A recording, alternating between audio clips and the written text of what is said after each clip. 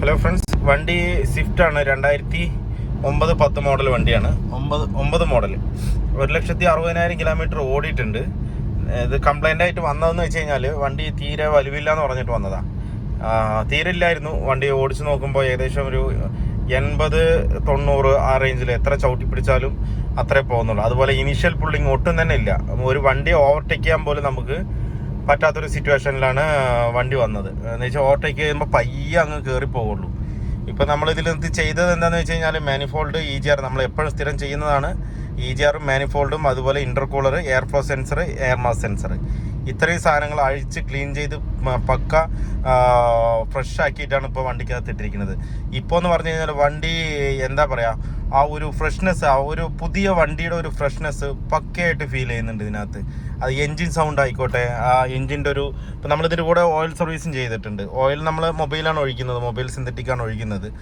ആ ഒരു വണ്ടിയുടെ ഒരു സൗണ്ടും അതുപോലെ തന്നെ എല്ലാം തന്നെ പക്ക ക്ലിയർ ആയിട്ടുണ്ട്. ക്ലിയർ എന്നല്ല, നേരത്തെ ഒരു റഫ്നെസ് ആയിരുന്നു. ഇപ്പോൾ അത് പക്ക സ്മൂത്തായിട്ട്, എന്താ പറയുക, പുള്ളിങ് എന്ന് പറഞ്ഞു കഴിഞ്ഞാൽ മാരക പുള്ളിങ്ങാണ്. എന്ന് വെച്ച് കഴിഞ്ഞാൽ നമ്മൾ പുതിയ വണ്ടിയുടെ ഒരു എങ്ങനെയാണോ പെർഫോമൻസ്, ആ പെർഫോമൻസ് ഇപ്പോൾ ഈ ഒരു വണ്ടിക്ക് കിട്ടണം. എന്താ വെച്ച് കഴിഞ്ഞാൽ പഴയ മോഡൽ വണ്ടി പുതിയൊരു ലെവലിലേക്ക് എത്തുന്ന ഒരു അനുഭൂതിയാണ് നമുക്ക് ഈ വണ്ടി ഓടിക്കുമ്പോൾ തന്നെ ഉള്ളത്. ഞാൻ കാണിച്ചു തരാം. ഇപ്പോൾ വണ്ടി ഫസ്റ്റ് ഗിയർ ഇട്ട് എടുത്തു.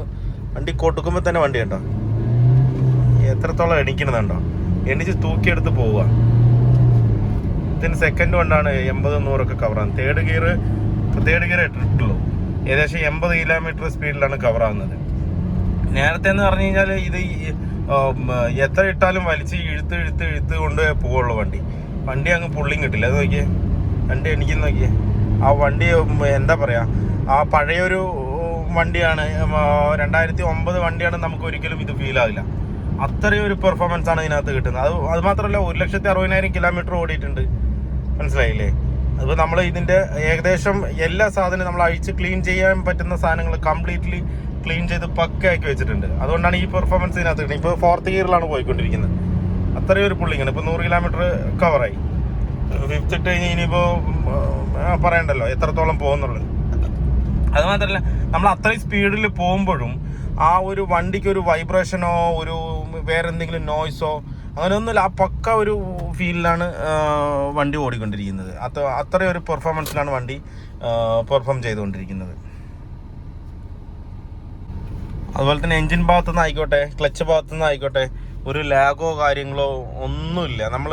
നമ്മൾ ത്രോട്ടിൽ എങ്ങനെ കൊടുക്കുന്നു അതിനനുസരിച്ച് പെർഫോം ചെയ്യണേ. പൊതുവേ ഈ കോട്രാജെറ്റ് എൻജിൻ എന്ന് പറയുന്നത് മറ്റുള്ള എൻജിനേക്കാളും ഇത്തിരി പുള്ളിങ് കൂടുതലാണ്. i20 ഡീസലൊക്കെ നല്ല ഇതിനേക്കാളും നമുക്ക് പെർഫോമൻസ് കിട്ടുമെങ്കിലും ഇതിൻ്റെ ഒരു EGR ഓപ്പൺ ആകുന്ന ആ ഒരു സെക്കൻഡിലെ ആ ഒരു പുള്ളിങ് ഉണ്ടല്ലോ, ഒരു ഇനിഷ്യൽ പുള്ളിങ് കഴിഞ്ഞിട്ട് ഒരു എണിക്കലും കൂടെ എണിക്കും. ആ എണിക്കൽ പെർഫോമൻസ് ആണ് ഇതിൻ്റെ ഏറ്റവും കോട്രാജെറ്റിൻ്റെ ഒരു വണ്ടി ഓടിക്കുന്ന ആൾക്കാർക്ക് തന്നെ ഒരു സുഖം തോന്നിക്കുക.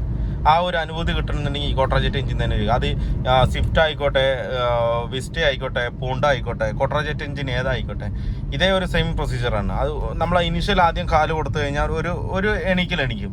അത് കഴിഞ്ഞിട്ട് ഒരു 10 സെക്കൻഡ് കഴിഞ്ഞിട്ട് ഒന്നുകൂടെ നമ്മൾ തൂക്കിയെടുത്താൽ കൊണ്ടുപോകും. ആ സമയത്ത് പോകണമെന്ന് പറയുന്നത് ഭയങ്കര ഒരു എന്താ പറയുക, നമ്മുടെ തലയൊക്കെ കറങ്ങുന്ന പോലുള്ള ഒരു പുള്ളിങ് ആയിരിക്കും. ഈ ഫസ്റ്റ് നമ്മുടെ എന്താ പറയുക, ഫസ്റ്റ് ഇറങ്ങിയ വണ്ടികൾ കോട്രാജെറ്റ് അത്രയും നല്ലൊരു പുള്ളിങ്ങും അത്രയും നല്ലൊരു എഞ്ചിനും അത് മെയിൻറ്റെയിൻ ചെയ്ത് പോകാന്ന് പറഞ്ഞു കഴിഞ്ഞാൽ ഇത്തിരി കഷ്ടം തന്നെ. ഈ കസ്റ്റമർ എന്ന് പറഞ്ഞു കഴിഞ്ഞാൽ ഇത് പക്ക മെയിൻറ്റെയിൻ ചെയ്തു. ഓയിൽ സർവീസ് കാര്യങ്ങളൊക്കെ പക്കയാണ്. പക്ഷേ എങ്കിൽ എന്താണ് ഒരു ഫോൾട്ട് എന്ന് പറഞ്ഞു കഴിഞ്ഞാൽ ഇതിൻ്റെ മാനിഫോൾഡ് EGR ഇന്നേ വരെ ക്ലീൻ ചെയ്തിട്ടില്ല. മനസ്സിലായില്ലേ? അത്രയും കാർബൺ, അതുകൊണ്ടാണ് ആ പെർഫോമൻസ് അത്രയും നീറ്റായി കൊണ്ട് നടക്കുന്ന ആളാണ് ഇതിൻ്റെ കസ്റ്റമർ. എന്ന് വെച്ചാൽ പെർഫെക്റ്റ്ലി എന്താ പറയുക, 8,000 കിലോമീറ്റർ ആകുമ്പോൾ ഓയിൽ സർവീസ് ചെയ്യുക, അതുപോലെ ചെറിയ എന്തെങ്കിലും ഒരു മൈന്യൂട്ട് ഇഷ്യൂ വന്നു കഴിഞ്ഞാൽ ക്ലിയർ ചെയ്യുക, ഇതൊക്കെ. പക്ഷേ കസ്റ്റമർക്ക് അറിയില്ല ഇതിൻ്റെ EGRൻ്റെയും മാനിഫോൾഡിൻ്റെ കാര്യം കസ്റ്റമർക്ക് അറിയുന്നില്ല. ഇത്രയും കാലം കമ്പനി സർവീസാണ് ചെയ്തത്, ഒരു സർവീസേ പുറത്തു കൊടുത്തിട്ടുള്ളൂ. ഇപ്പോൾ അടുത്ത സർവീസ് നമ്മളാണ് ചെയ്തത്. അപ്പോൾ കമ്പനിയിലും ഇത് അവരും ഇത് ചെയ്യുന്നുമില്ല, കസ്റ്റമറിൻ്റെ അടുത്ത് പറയുന്നുമില്ല ഇന്നമാതിരി ഉണ്ടെന്ന്. ഇതെന്താണെന്ന് വെച്ച് കഴിഞ്ഞാൽ ഇവർ നേരത്തെ ഞാൻ പറഞ്ഞിട്ടില്ലേ, ഈ ബോൾട്ട് പൊട്ടിപ്പോകും അങ്ങനെ ഒരു സീൻ കൊണ്ട് മാത്രമാണ് ഇവർ ഇത് അഴിക്കാൻ മടിക്കുന്നത്. മനസ്സിലായി? അവരിപ്പോൾ 30,000 കിലോമീറ്ററിൽ ചെയ്ത് കഴിഞ്ഞാൽ അത്രയും ഒരു പെർഫെക്റ്റ്ലി ഒരു വണ്ടിക്ക് ആ ഒരു ഫ്രഷ്നെസ് നല്ലോണം കീപ്പ് ചെയ്യാൻ പറ്റും. പുതിയ വണ്ടി എങ്ങനെയാണോ അതേ ഒരു ഫ്രഷ്നെസ് എപ്പോഴും ഈ 1 ലക്ഷം ആയിക്കോട്ടെ 2 ലക്ഷം ആയിക്കോട്ടെ എങ്ങനെയാണെന്നുണ്ടെങ്കിൽ നമുക്കത് കീപ്പ് ചെയ്യാൻ പറ്റും. ഇങ്ങനെയൊക്കെ പക്കയായിട്ട് ക്ലിയർ ചെയ്ത് പോകുകയാണെന്നുണ്ടെങ്കിൽ ഏകദേശം ഒരു 3 ലക്ഷം 3.5 ലക്ഷം കിലോമീറ്റർ വരെയൊക്കെ നമുക്ക് എൻജിൻ പണി ചെയ്യാതെ തന്നെ സുഖമായിട്ട് നമുക്ക് ഓടിക്കാൻ പറ്റും ഈ സ്വിഫ്റ്റ് ക്വാർട്ടർജെറ്റ് എഞ്ചിനൊക്കെ. പക്ക മെയിൻ്റനൻസ് മാത്രം കറക്റ്റായി, ഓയിൽ കറക്റ്റ് ആയിരിക്കണം, കൂളൻ്റ് കറക്റ്റ് ആയിരിക്കണം, അതുപോലെ EGR മാനിഫോൾഡ് കാർബൺ കയറുമ്പോൾ അത് കാർബൺ കയറും എന്തായാലും. അങ്ങനെയുള്ളൊരു വർക്കിംഗ് ആണ് അതിനകത്ത് വരുന്നത്. EGR എക്സോസ്റ്റ് ഗ്യാസ് ആണ് റിട്ടേൺ നമ്മുടെ മാനിഫോൾഡിലേക്ക് പോകുന്നത്. എന്താ വെച്ചാൽ കത്തിക്കരിയുന്ന ഡീസൽ കത്തുന്ന ആ ഒരു സ്മോക്ക് തന്നെയാണ് EGR വാൾവ് വഴി ഉള്ളിലേക്ക് പോകുന്നത്. അപ്പോൾ എന്തായാലും കാർബൺ ഉണ്ടാവും. ഒരു 10-20,000 ആകുമ്പോഴത്തേക്ക് നമ്മളിപ്പോൾ ക്ലീൻ ചെയ്തിട്ടുണ്ടെങ്കിൽ കാർബൺ കയറിയിട്ടുണ്ടാവും അതിനകത്ത്. അത് അടഞ്ഞ് ബ്ലോക്ക് ആവും. പിന്നെ ചെറിയൊരു ഹോൾ മാത്രമേ ഉണ്ടാവുള്ളൂ എയർ കറക്റ്റ് കിട്ടാനായിട്ട്. എയർ കറക്റ്റ് എഞ്ചിനിലേക്ക് വന്നാൽ മാത്രമേ നമുക്ക് ആ പെർഫോമൻസ് കറക്റ്റായിട്ട് ഇതിനകത്ത് കിട്ടുള്ളൂ. കംപ്രഷൻ ചേമ്പറിൽ കറക്റ്റ് കംപ്രഷൻ കിട്ടിയാൽ മാത്രമേ നമുക്ക് ഡീസൽ സ്പ്രേ ചെയ്യുമ്പോൾ അതിനനുസരിച്ച് ബേൺ ആയിട്ട് പിസ്റ്റൺ താഴേക്ക് പോയിട്ട് വണ്ടി എഞ്ചിൻ പെർഫോമൻസ് കിട്ടുള്ളൂ. അപ്പോൾ അതിനായിട്ട് നമുക്ക് എന്തായാലും ഈ EGR മാനിഫോൾഡും കമ്പൽസറി ക്ലീൻ ചെയ്താലേ വണ്ടിക്ക് ആ ഒരു ഫ്രഷ്നെസ് ഉണ്ടാവുള്ളൂ. എനിക്ക് വരുന്ന മിക്ക 100-90% വണ്ടികളും പുള്ളിങ് ഇല്ലാതെയാണ്. ഒന്നില്ലേ കസ്റ്റമർ പറയും, അല്ലാന്നുണ്ടെങ്കിൽ ഞാൻ ഓടിച്ച് നോക്കിയിട്ട് പറയും ഇത് പുള്ളിങ് കുറവാണ്, ഇതിനെ പുള്ളിങ് ആക്കിത്തരാം എന്ന് പറഞ്ഞിട്ട് നമ്മളത് ചെയ്ത് കൊടുത്തിട്ട് വണ്ടി വിടുമ്പോൾ അവർക്ക് ഓടിച്ച് നോക്കുമ്പോൾ തന്നെ ഭയങ്കര വ്യത്യാസമായിട്ട് തോന്നും. പക്ഷേ ഇങ്ങനെ ചെയ്യുമ്പോൾ ഫസ്റ്റ് ഒരു 100-200 കിലോമീറ്ററിന് മൈലേജ് കുറച്ച് ഷോർട്ടാവും. എന്ന് വെച്ച് കഴിഞ്ഞാൽ നമുക്കൊരു 20 കിലോമീറ്റർ മൈലേജാണ് കിട്ടുന്നതെന്നുണ്ടെങ്കിൽ നമുക്കൊരു ഏകദേശം ഒരു 19-18 ആ ഒരു 1.5 കിലോമീറ്റർ മൈലേജ് ഷോർട്ടാവും. പിന്നെ അത് റിക്കവർ ആയിക്കോളും, കറക്റ്റായിട്ട് ലെവലിലേക്ക് വന്നോളും. അപ്പോൾ ചില കസ്റ്റമർ വന്നിട്ട് നമ്മളുടെ അടുത്ത് കംപ്ലൈൻ്റ് ആയിട്ട് പറയും ഇങ്ങനെ പുള്ളിങ് ഇല്ലയെന്ന്. ചില കസ്റ്റമർ, ഞാൻ ഏത് വണ്ടി വന്നാലും ഫസ്റ്റ് കസ്റ്റമർ എടുത്തിട്ട് ഓടിച്ച് നോക്കിയിട്ട് വണ്ടി സർവീസിനായിട്ടുള്ളൂ. ആ ഓടിച്ച് നോക്കുമ്പോൾ ഞാൻ അതിൽ എന്തൊക്കെ ഫോൾട്ട് ഉണ്ട്, എന്തൊക്കെ കംപ്ലൈൻറ്റ് ഉണ്ടെന്നുള്ള കറക്റ്റ് ഞാൻ കസ്റ്റമറിന് ഇൻഫോം ചെയ്യും. ഇന്ന കംപ്ലൈൻറ്റ് ഉണ്ട്, ഇന്നത് ചെയ്ത് ഇന്നത് ശരിയാവും. അപ്പോൾ അവർക്ക് എന്താണ് കുറച്ചുകൂടെ അറിയാൻ പറ്റും ഇതിനെക്കുറിച്ച്. അപ്പോൾ ഇപ്പോൾ പുള്ളിങ് ഉണ്ട്, ഇനിയിപ്പോൾ പുള്ളിങ് കുറഞ്ഞാൽ അവർക്ക് കറക്റ്റായിട്ട് അറിയാൻ പറ്റും എന്താണ് ഈ EGR മാനിഫോൾഡ് ക്ലീൻ ചെയ്താൽ കറക്റ്റ് ആവും. അല്ലാന്നുണ്ടെങ്കിൽ ആ ഒരു ഇഷ്യൂ വന്നിട്ടുണ്ട്, റിട്ടേൺ വന്നിട്ടുണ്ട്, അപ്പോൾ നമുക്ക് വീണ്ടും അതൊന്ന് ചെയ്യണം എന്നുള്ളത് അവർക്കൊരു ധാരണയാവും. ഈ വണ്ടിയുടെ പെർഫോമൻസ് എന്ന് പറഞ്ഞാൽ ഞാനിതിപ്പോൾ ഓടിച്ച് കാണിച്ചില്ല. ഇതാണ് ഈ സ്വിഫ്റ്റ് ക്വാർട്ടർജെറ്റിൻ്റെ പെർഫോമൻസ്. സ്വിഫ്റ്റ്, വിസ്റ്റ, അതുപോലെ തന്നെ പൂണ്ടോ, അങ്ങനെയുള്ള വണ്ടികൾ എല്ലാം ഈ ഒരു പെർഫോമൻസ് എന്തായാലും വരണം. പിന്നെ നമ്മൾ ഈ ക്ലീൻ ചെയ്തിട്ടും വന്നില്ല എന്നുണ്ടെങ്കിൽ നമുക്ക് പിന്നെ എയർ ഫ്ലോ സെൻസർ കമ്പൽസറി മാറ്റേണ്ടി. എയർ ഫ്ലോ സെൻസറിൽ എന്തെങ്കിലും ഒരു കംപ്ലൈൻറ്റ് വന്നിട്ടുണ്ടെന്നുണ്ടെങ്കിൽ നമുക്ക് പുള്ളിങ് തീരെ കുറയും. Air mass sensor, air flow സെൻസറും അത് മെയിൻ ഘടകമാണ് ഇതിൻ്റെ. ബാക്കിയെല്ലാം ക്ലീനിങ്ങിലാണ്, ബാക്കിയെല്ലാം വർക്കിംഗ്. EGR ഒക്കെ ഓപ്പൺ, അതെന്തായാലും സോളിനായിട്ട് സ്റ്റക്ക് ആയില്ലെങ്കിൽ എന്തായാലും കംപ്ലീറ്റ് വർക്ക്. ഇത് 2 സെൻസറാണ് നമുക്ക് മെയിനായിട്ട് പുള്ളിങ്ങിൻ്റെ കാര്യത്തിന് വരുന്നത്. ഒന്ന് air flow sensor, air mass sensor. ഇതും പക്കയായിട്ട് എല്ലാ സർവീസിൽ ക്ലീൻ ചെയ്താലും കുഴപ്പമില്ല, എല്ലാ സർവീസിലും. എന്താ വെച്ചാൽ നമ്മൾ ഈ എയർ ഫിൽറ്ററൊക്കെ മാറ്റാതെ ആകുമ്പോൾ ഒരു 20,000-30,000 എയർ ഫിൽറ്റർ എന്തായാലും മാറ്റണം. ആ മാറ്റാതിരിക്കുമ്പോൾ അതിൽ ഡസ്റ്റ് കംപ്ലീറ്റ് ആയിട്ട് കയറിയിട്ട് പിന്നെ വലിക്കുന്ന പ്രഷറിൽ വലിക്കുമ്പോൾ അതിൽ നിന്ന് ചെറിയ ചെറിയ ഡസ്റ്റ് പാർട്ടികളൊക്കെ നേരെ എൻജിനിലേക്ക് വരും. ആ വരുന്ന സമയത്ത് ആ സെൻസർ എന്ന് പറയുന്നത് ഭയങ്കര മൈന്യൂട്ടായിട്ടുള്ള സെൻസറാണ്. ആ സെൻസറിലൊക്കെ എന്തെങ്കിലും പൊടിപടലങ്ങളോ കാര്യങ്ങളോ പിടിച്ചു കഴിഞ്ഞ് കഴിഞ്ഞാൽ അതിൽ കറക്റ്റായിട്ട് എയർ ഫ്ലോ എത്രത്തോളം ഉണ്ടെന്നുള്ളത് സെൻസ് ചെയ്യില്ല. ആ സെൻസ് ചെയ്താൽ ECM കൺട്രോൾ വഴി ഡീസൽ എത്രത്തോളം വിടണം എന്നുള്ള കാര്യങ്ങളൊക്കെ കാൽക്കുലേറ്റ് ചെയ്യുള്ളൂ.